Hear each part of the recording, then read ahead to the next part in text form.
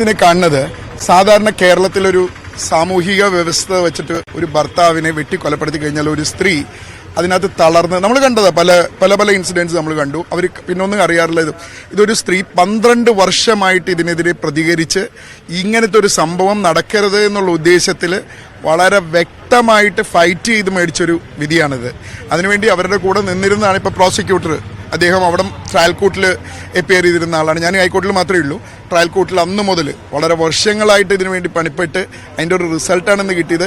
ഇതൊരു പക്ഷേ രമയ്ക്ക് വേണ്ടിയുള്ള വിധി മാത്രമല്ല, ഇതുപോലുള്ള വിധവകൾ ഉണ്ടാകരുത് അതിനുവേണ്ടി നിയമസഭയിൽ ശബ്ദമുയർത്താൻ പറ്റിയ ഒരാളും കൂടിയാണ് രമ. അത് വളരെ സ്വാഗതാർഹമാണ്.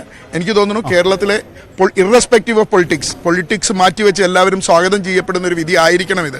ഉറപ്പാണ്. എന്താണെന്ന് വെച്ചാൽ ശക്തമായ പൊളിറ്റിക്സ് ഉള്ളവർ ചിലപ്പോൾ ഇത് പറഞ്ഞിട്ടുണ്ടാവില്ല, ഒഴിഞ്ഞു മാറുണ്ടാവും.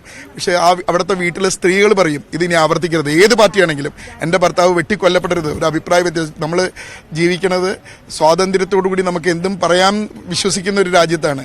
ആ രാജ്യത്ത് ഇങ്ങനൊരു സംഭവം നടക്കാൻ പാടില്ല എന്നുള്ളതിന് ശക്തമായ താക്കീതാണ് ഈ കോടതി കൊടുത്തത്. അതുണ്ടാവണം, ഇനി ഉണ്ടാവണം. ഈ നിയമസംഹിത നിൽക്കുന്നതുകൊണ്ടാണ് നമുക്കൊക്കെ ഇവിടെ നിന്ന് ശക്തമായിട്ട് ഇങ്ങനെ പ്രതികരിക്കാൻ സാധിക്കുന്നത്. അതല്ലായിരുന്നെങ്കിലോ പറ്റുമോ? ഇപ്പോൾ പാകിസ്ഥാനിലോ വേറെ എവിടെയെങ്കിലും ആണെങ്കിൽ പറ്റുമെന്ന് എനിക്ക് തോന്നുന്നില്ല. ഇത് ഇന്ത്യയിൽ കിട്ടുന്ന ഒരു സ്വാതന്ത്ര്യം പോവാണ്ടിരിക്കണം. ഇത് കണ്ടിന്യൂ ചെയ്യണം. ഇതിനുവേണ്ടി ഇതുപോലുള്ള സംഭവങ്ങൾ ഇനി നടക്കരുത്. അതിനു വേണ്ടിയായിട്ട് ഇരിക്കണം ഇത് ഇരിക്കേണ്ടത്.